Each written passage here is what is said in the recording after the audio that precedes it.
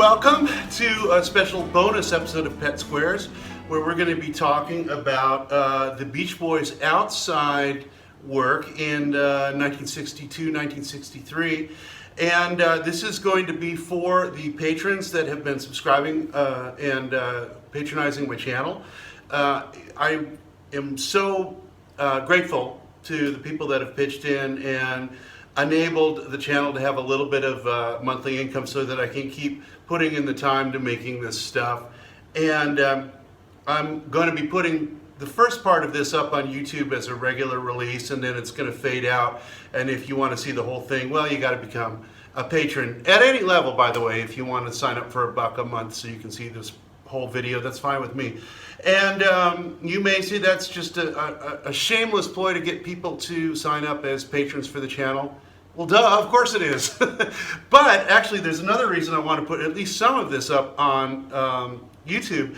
I had so much fun reviewing this stuff because I'm pretty familiar with the Beach Boys' whole discography. The early stuff that we've been covering on the show, a little bit less so than the later stuff, so there's been a little bit of discovery here. But for the outside stuff, a lot of this stuff I'd only heard once, and some of it I didn't even hear at all. In fact, a couple of things I just heard a few minutes or even seconds before I started filming this. So I just had a great time doing this, and I've been thinking about other things I'd like to do on the channel. And I've even considered doing like a song by song of some band that I'm actually not that familiar with, but that I kind of like somebody like the Finn Brothers or Fleetwood Mac or something like that, where I kind of get to discover like a newbie some of the deep cuts. But anyway, if you want to suggest something new for the channel, I'm trying to figure out something that I can do that's short, because most of my stuff here is pretty long, and something that would bring new people into the channel. So if you have any suggestions for that on any topic, it could be music or some other thing I'm interested in, give it to me in the comments. I'm also going to let this show ramble a little bit more. As long as Pet Squares is, I do edit it quite a lot for time, because I do tend to ramble and I'm trying to keep things concise. But this is a patron video. You guys are used to me. If this thing runs forever, you're probably not going to care. And I've just done 2 really intense video edits in the space of a month, so I just want to talk and not stress too much. So this will be a little more conversational, a little more rambly than usual, and I probably won't have as many cool graphics and things like that. Also, real quick, this is being filmed right after the great Brother Records copyright takedown of Pet Squares, a big snafu that Brother has apologized for. It was a mistake. But usually I try very, very hard to keep music completely out of the show so that I don't run into those kind of problems. Obviously, it didn't work. But today, especially because I'm not as familiar with this stuff, I may be playing excerpts of these things from YouTube so we can listen to them together. I'm sure that'll lead to instant demonetization. I don't care. Who cares? So let's start right in. Now, we're going to be really referring liberally to the Bellagio 1045.2.com website maintained by Andrew Doe. This has a lot of great information on it, day by day of the Beach Boys' lives from the beginning, and it will help keep me on track. In fact, referring to the site right before I started, I found out there was a session I didn't even know about that I had to go bone up on, and we'll be getting to that pretty quick. But anyway, the chronology roughly is this. The Beach Boys first go into the studio as a group in late 1961. Their first single, Surfin', comes out in November, and then is re-released in December. I know, Andrew, you're going to bust me on this. I don't really know the exact sequence of events, and honestly, I don't care that much. Anyway, they had a hit, and they're off and rolling, and fairly quickly, they're starting to get into doing some outside stuff, which is interesting because Murray, I'm not sure when they signed with Capitol, in probably the end of the first quarter or beginning of the second quarter of 1962. So they're barely rolling at that point. But the first thing that happens is the Beach Boys are asked by Height Morgan, the guy that basically produced their first single, and the Beach Boys were moving on to bigger and better things with Capitol. Height Morgan says, "Hey, how about a little more from you guys before you run off and go Hollywood on me. So the family basically agreed that they owed him some more tracks, but they weren't going to cut it under the Beach Boys name. So they all get together in March and they cut a single called Barbie, and by Kenny and the Cadets. Now, for those of you who have been living under a rock for the last century, Barbie is a very famous and archetypal American doll. Kenny is her boyfriend, so Kenny and the Cadets, Kenny I guess was in the army or something. So this is what they do. These were written by the Morgans, Height and Dorinda, I think his wife's name was.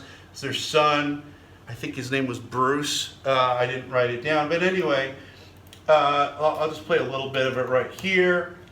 Kenny and the Cadets. So Kenny and the Cadets they were singing to a pre-recorded track. It's Brian, Carl, Al, who has already left the group at this point but is on the session, and Audrey, their mom, and you can really hear her on this track. We'll go for this version right here.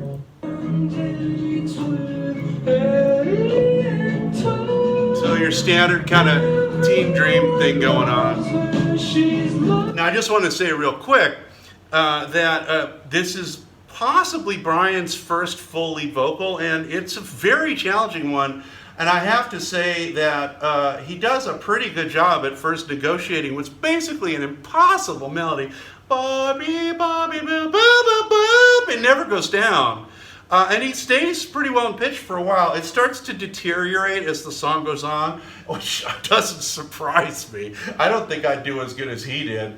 And he does sort of start to whimper a little bit. He hasn't really dialed in his vocal tone yet, but considering he's 19, I think, at this point, pretty decent stab at it. One really cool thing here in the bridge is you can really hear Audrey's voice. This is a year we have prayed for. Lead vocal Audrey. This is our moment sublime. I just get a kick out of that Audrey's just, hey, I'm mom. You know, it's a Partridge Family moment for the Beach Boys.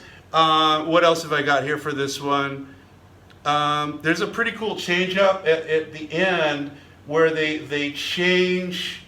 It's a pretty standard walk up. Da da da da da da. They change it to like a minor key modulation. Da da da. It's kind of neat. Check it out. Only. That second note there is ringer.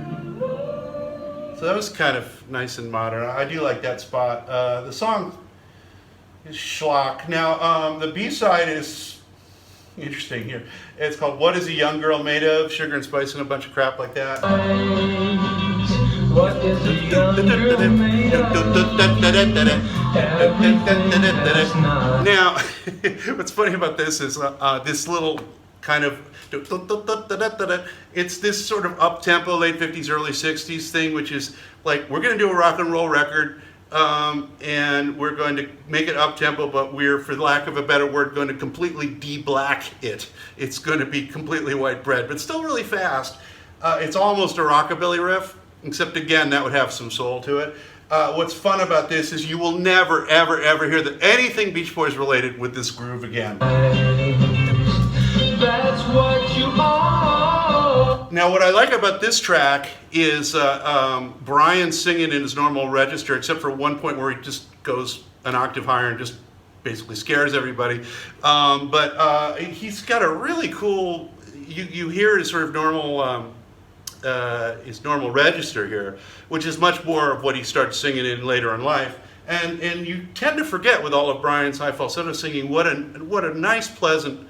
And I don't mean that in a dissy way. It's a really pleasant tone. What you will always be, made of my dreams. So I mean, you know, obviously he's kind of pitchy. It's a little wide, but you know, this is I think his second lead vocal. It's pretty nice. So that's the Kenny and the Cadets single, and that was recorded, I believe, in March of '62. And came out, I believe, in April. We'll go back to Andrew's site here. Yes, comes out on the Randy label on the 22nd of April. So the next thing we've got, and this is the one that I didn't even register until I was just about to film this, and I went to Andrew's site and went, holy crap, what's this? They did another session a month later with Gary Usher, and all the Beach Boys were there, and to my ear they're playing on it, and it's sort of Brian and Gary duo sessions. I guess these are songwriting demos, and Gary sings two, Brian sings two, and the boys are playing on them. This was their first session at Western Recorder, so this is where Brian met Chuck Britz, who would be his right-hand man throughout the 60s on the engineering side of things. So there were 4 songs cut here. Probably the coolest of these is a song called Beginning of the End. Now, these are all on YouTube. You can check them out.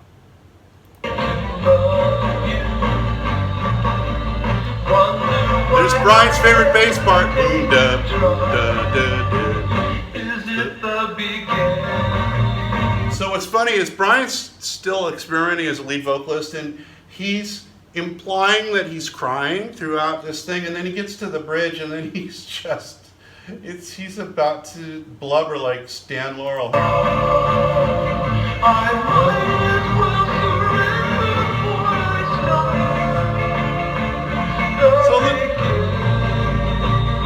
So a little over the top there, but you can hear the Beach Boys instrumentation in the background, and this is basically a Lost Beach Boys song. I mean, I'm sure it's not lost. I'm sure people know about it, but I'd never heard it before, frankly. The other song Brian sings is a song called Visions, which has a kind of a loping beat to it, and we'll cover that later because that was redone as a song called Number One for a band that we're going to get to in just a minute. The other 2 songs have Gary Usher on the... one thing I wanted to say about the beginning of the end, I'm sorry. What's interesting is the solo on this sounds very un-Carl. Let me see if I can find it.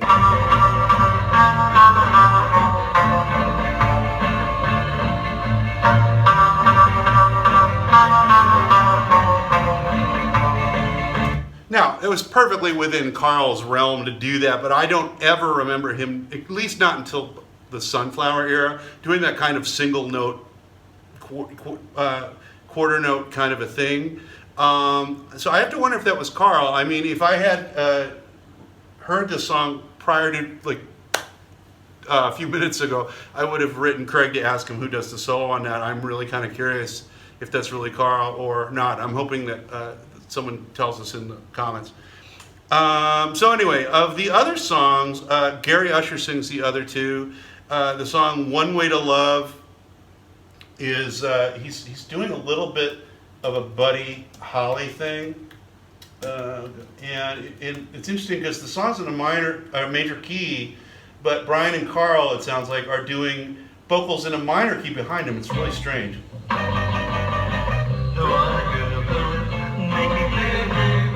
Da, da, da. Hear that little dissonance? Ba, ba, ba, ba, something like that. So they're going to the minor third, and the keys of major. It's quite odd, a little bit cool. And in fact, at the end of the song, it moves to minor out of nowhere. Major, minor. And the other song is called My Only Alibi. I'm not really going to play that, but what's interesting about that, it was later recorded under the title Human by country legend Hank Snow in 1965, albeit apparently it didn't chart. But Gary Usher at least got a hit out of this demo session. So that's it for that session. So that happened in April '62. Now then we get to, we go ahead 5 months. And in September '62, there is a very productive session. It takes place, I believe, on the 4th.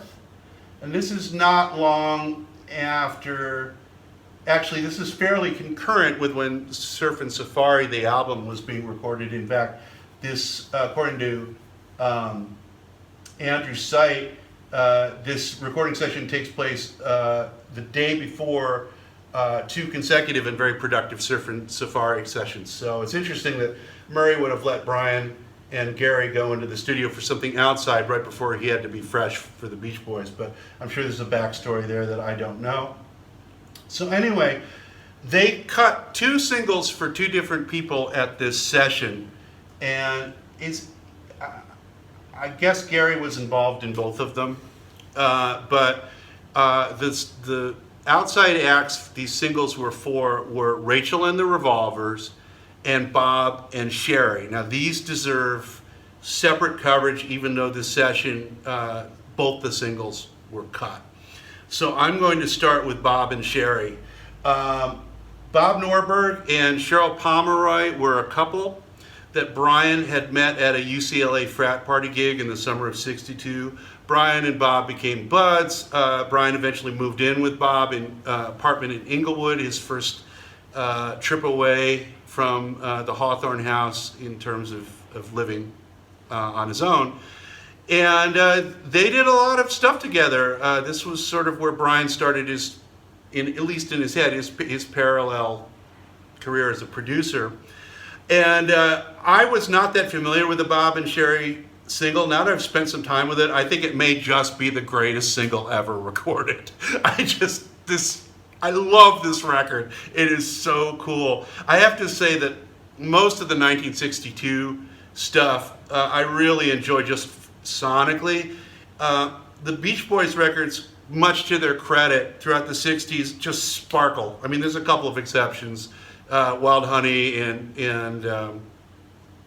the Beach Boys today are a little murky, but and Pet Sounds is a little murky in spots, but mostly Brian made really, really crisp records, but the 62 stuff still has that murky mystery of early rock and roll, and I'm really partial to that sense of mystery on records. I'm a sucker for that. And the Bob and Sheri record just has oodles, who says that anymore? I do. Oodles of vibe. And also not a little bit of, wackiness, I guess. So let's check this out real quick. Bob and Sheri. There's also a popular radio pair named Bob and Sheri, and we don't care about them, but that's them right there. That isn't the Bob and Sheri we care about, but I'm strangely fascinated by them. Anyway, okay, so this is really cool, little cricket noises again, probably Brian and Gary with his portable wall and sack recorder.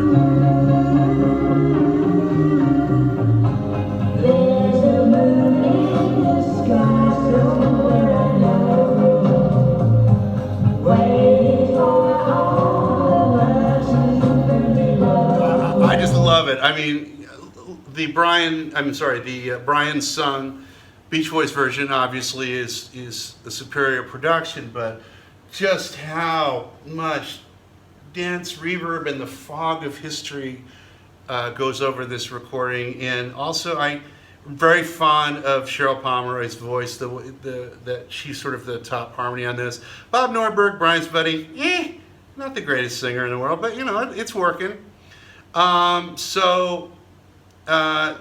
This was,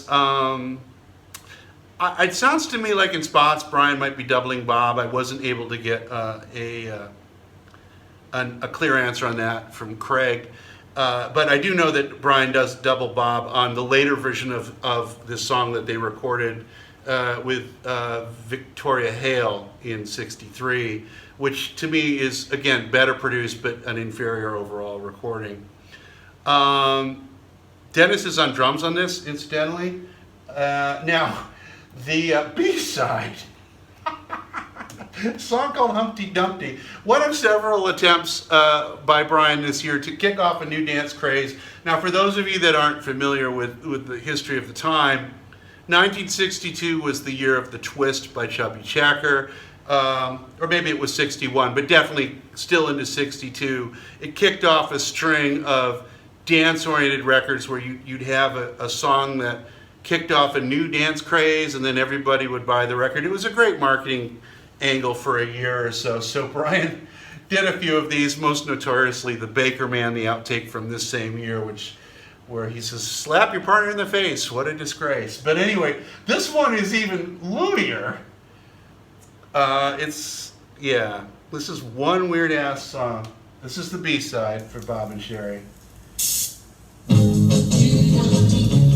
Do the Humpty Dumpty.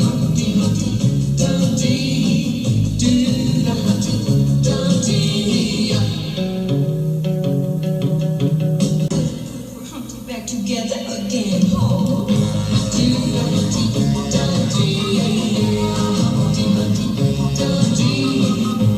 By the way, hear that sax. I'm going to have something to say about the sax in a minute.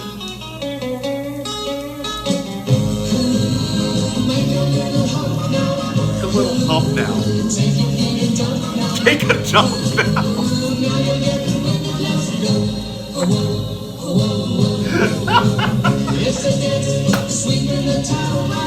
Yeah, it's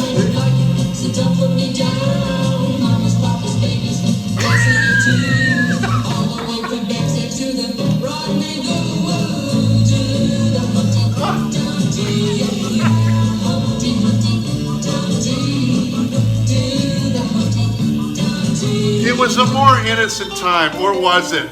Or was this Brian's little...